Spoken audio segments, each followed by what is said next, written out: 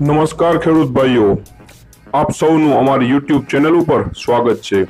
અહીંયા તમને દરરોજ તમારા વિસ્તારની માર્કેટ યાર્ડના ઘઉંના ભાવ જાણવા મળી જશે। એટલા માટે આ ચેનલને સબસ્ક્રાઇબ કરવાનું ના ભૂલતા। સમય ન બગાડતા ચાલો જોઈ લઈએ તમારા વિસ્તારના ઘઉંના ભાવ।